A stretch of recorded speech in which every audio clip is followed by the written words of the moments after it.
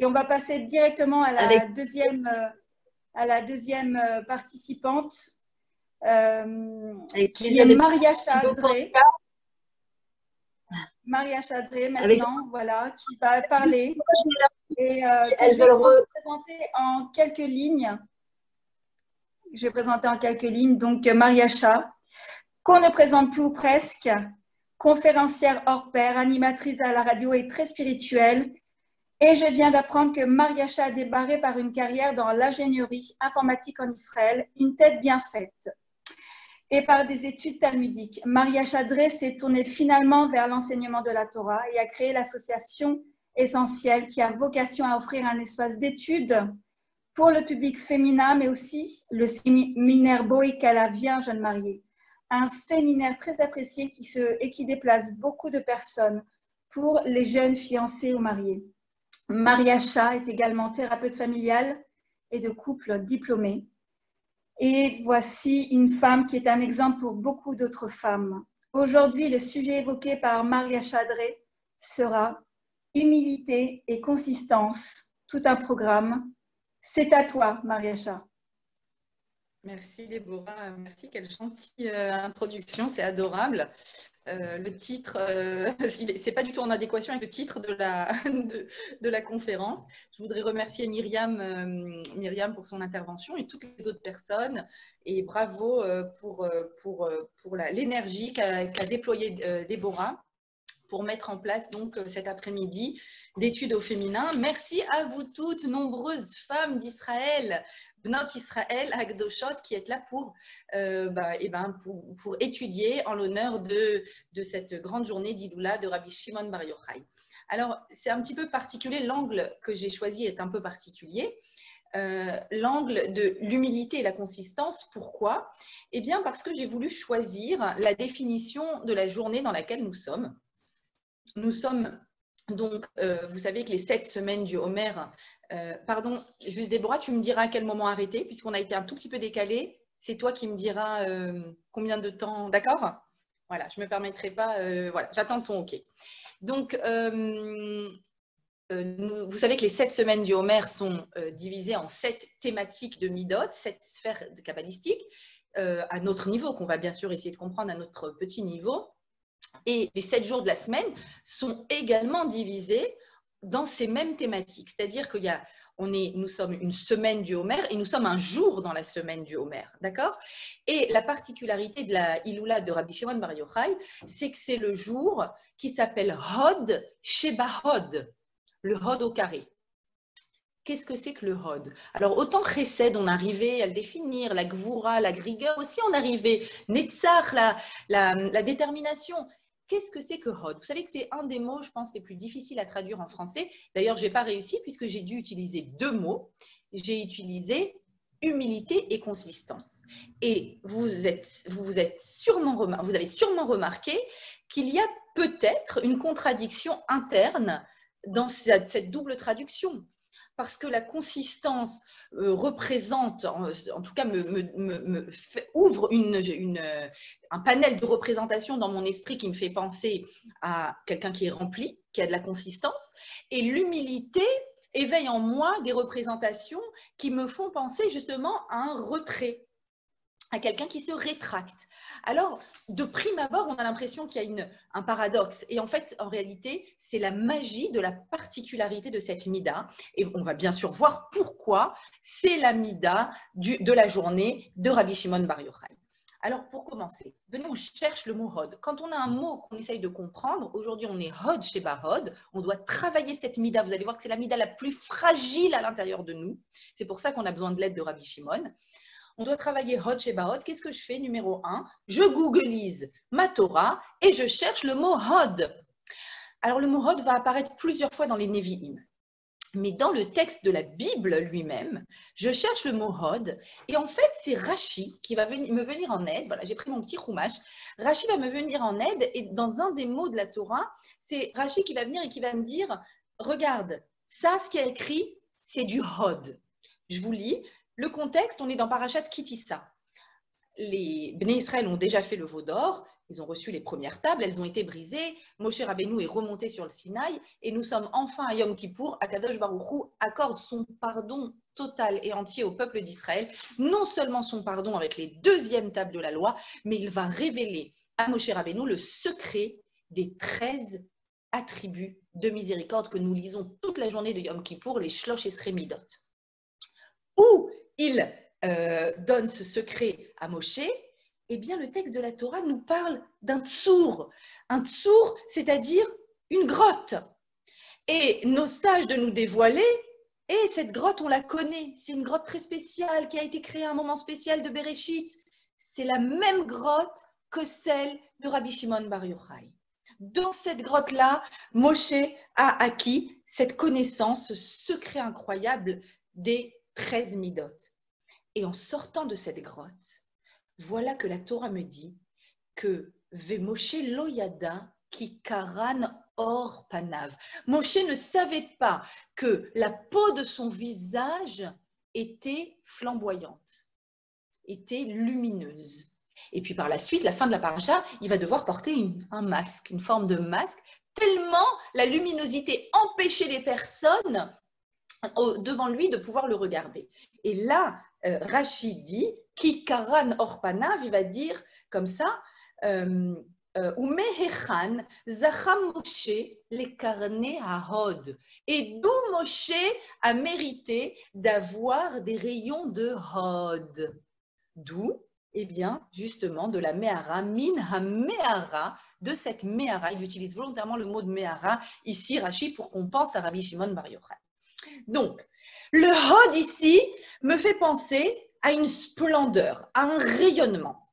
D'accord? C'est pour ça que je parlais de consistance, j'aurais pu aussi dire le mot splendeur, c'est-à-dire il est rempli de quelque chose ici, Moshe. Mais pourtant, qu'est-ce que je sais? Je sais que de Moshe, on dit Va'ish Moshe anav mikol adam. Il est le plus humble de tous les hommes. Et d'ailleurs, pour rentrer dans cette grotte et pour recevoir la Torah et pour recevoir les 13 midot de Rachamim, il faut pouvoir être réceptif. Et c'est là que vient le point que je voudrais expliquer, le point fondamental. Avoir du hod, et vous avez compris que je ne peux pas le traduire, avoir du hod, c'est bien sûr avoir quelque chose à l'intérieur de soi qui émane à l'extérieur. C'est une force, une consistance intérieure, une prise de conscience de sa valeur, de son rôle, de notre mission, du fait qu'on est porteur d'une neshama. Donc bien sûr, il y a quelque chose qui émane. Mais le hod, à l'intérieur du hod, il y a de façon intrinsèque un élément fondamental, c'est cet élément de réceptivité. N'oublions pas que Rabbi Shimon Bar Yochai, Hod Sheba Hod, est celui qui nous a révélé la Kabbalah. Dans le mot Kabbalah, j'entends les Kabel. Il a été réceptif dans la grotte et il y a reçu quelque chose qu'il a pu transmettre. Donc, pour être réceptif, il y a forcément un élément de rétractation à l'intérieur de soi-même. Pour pouvoir être réceptif, il faut faire du vide en soi pour recevoir autre chose. Et donc, vous percevez ce double mouvement, cette articulation si particulière d'une splendeur et d'une consistance dans laquelle il y a une place exceptionnelle pour recevoir quelque chose. Qu'est-ce que c'est le Hod Sheba Hod? Cette mida qu'il faut absolument qu'on réussisse à acquérir et en tout cas à parfaire aujourd'hui à l'Akba Omer. Dans le Hod, vous voyez d'ailleurs on entend Hod, Yehudi vient aussi de la même racine, Hod, et le Yehudi commence sa journée par Modéani, merci. Donc je reçois d'Akadosh Baruch Hu, je suis conscient de ce que j'ai et je reçois d'Akadosh Baruch Hu, ce double mouvement. Réceptif, c'est quoi? Il faut bien comprendre que le Hod Sheba Hod, c'est l'endroit à l'intérieur de mon être profond le plus réceptif en moi. C'est ma capacité à recevoir des éléments de l'extérieur. Comprenons bien, personne au monde ne peut grandir, évoluer, se parfaire, se bonifier, si ce n'est en ayant un alter ego qui va venir me dire à un moment « Oups, et ce point, attention, et cela ». Alors évidemment, je parle d'un alter ego bienveillant. On ne parle pas ici de relation de concurrence, on est à l'extérieur de cela. Quelqu'un qui va venir peut-être et que je vais pouvoir recevoir, c'est tout l'objectif des conjoints, du conjoint bienveillant dans le mariage, mais aussi de la bonne amie, mais aussi nos enfants, mais aussi nos parents. Évidemment, nous, on pense que les remarques nous insupportent, mais parce qu'elles nous remettent en question et que des fois, la forme est mauvaise. Mais il faut savoir qu'on a une chance énorme quand on a la chance de recevoir une remarque bienveillante dont la forme a été bien exprimée parce que c'est un tremplin de vie. Alors, réfléchissons. Pourquoi on déteste les remarques? Il y a deux écueils qui viennent de deux endroits complètement différents chez l'individu, mais qui vont mener à la même difficulté. Écueil numéro 1, je déteste la remarque parce que je manque de confiance en moi, parce que je ne me sens pas sûre de moi dans la vie, et le peu de consistance que j'ai, vous entendez, le peu de consistance que j'ai, ça va le briser. Et donc c'est insupportable, je vais aller m'enfouir dans ma petite grotte intérieure pour ne pas entendre ce qu'on a à me dire, parce qu'attention, ça va complètement me casser. Et puis, l'autre écueil, à l'opposé, c'est quelqu'un qui est rempli de lui, qui a un ego surdimensionné. Comment tu oses me dire quelque chose? Il n'y a pas de place, il n'y a pas de réceptivité. Il n'y a aucune place pour entendre quelque chose parce que je remplis tout l'espace. La magie du Hod, c'est ce délicat équilibre qu'il faut mettre en place dans ma consistance. Toujours garder de la consistance, toujours garder une identité forte. N'oubliez pas que Rabbi Shimon Bar Yochai est celui qui sait placer les limites de nos relations avec les non-juifs, puisque la fameuse Gemara dans Shabbat, page 33, où il parle des avancées romaines, bon, ce n'est pas mon sujet immédiatement, je suis sûre qu'il y a d'autres personnes qui vont en parler, mais justement, il dit, attention, sache faire la limite, c'est-à-dire, sois consistante, sois remplie de toi, et en même temps, fais de la place. Fais de la place pour te fertiliser. Fais de la place à autre que toi pour te remplir de quelque chose. Et je pense que c'est également le secret de la Méhara, de la grotte dans laquelle il va rentrer, parce que le mot grotte vient d'une racine particulière, ara, qui veut dire renverser, qui veut dire verser un liquide. Et en fait, ici, il me semble que ce dont il s'agit ici, c'est le fait de rentrer dans une grotte, que ce soit Moshe ou que ce soit Rabbi Shimon. Une grotte, c'est une cavité creuse. C'est un endroit où il y a de la place. Peut-être qu'il était rempli, ça a été vidé, mais en tout cas, c'est une cavité qui se donne à être remplie. Eh bien, c'est l'image de Rabbi Shimon. Je suis une cavité et je veux bien être remplie. Je veux être remplie de ta Torah. Je veux me laisser pénétrer par ça. Et c'est toute l'idée donc de cette grotte creuse, et c'est toute l'idée de notre intériorité. Est-ce qu'on sait être réceptif? Est-ce qu'on sait faire de la place à un avis différent? Est-ce qu'on sait rester consistant tout en entendant une critique? Je vous donne un exemple d'une banalité absolue. Si par exemple j'ai une nouvelle robe et qu'une amie vient me dit elle est nouvelle, avec un petit air comme ça, ben ouais, t'as pris ça où? Ben, je sais pas, c'est Zara, c'est la dernière mode, enfin, tu sais, Zara. Ah ouais, j'aurais jamais vu ça. Mais tu vois, elle va pas te dire c'est moche. Alors, vous voyez ces petites remarques là, avec juste un petit rictus ou avec juste ah bon? Et toi, alors après, comment tu réagis? Tu veux plus la mettre, ou bien t'aimes plus cette fille, ou bien, alors c'est sûr, hein, c'est maladroit, c'est extrêmement maladroit. Mais où est ma consistance? Où est ma force? Où est mon intériorité? J'ai pris un exemple banal pour juste vous montrer cette articulation entre consistance et humilité. Dans l'humilité, je peux entendre et je peux donc progresser. Je voudrais terminer. Dis-moi, Nava, combien de temps pour savoir?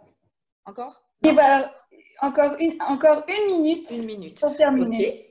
Alors, je voudrais terminer avec cette image-là de Rabbi Shimon qui nous enseigne cette juste dose entre ma consistance intérieure et ma capacité à recevoir de l'extérieur pour progresser, bien sûr. Vous vous souvenez, quand Rabbi Shimon sort de sa grotte, il rencontre un homme qui est en train de courir. Nous sommes juste avant Shabbat et il porte dans ses mains, pour décorer sa maison, 2 bottes de myrte. Et Rabbi Shimon lui pose cette question, pourquoi 2? Et cet homme de répondre, Shamor vezachor. Eh bien, je voudrais vous dire que pour la première fois, il me semble, pour la première fois à la lecture de ce passage que je connaissais, m'a révélé un nouvel aspect. Je crois que Shamor vezachor, c'est ces 2 mouvements-là, c'est cette articulation.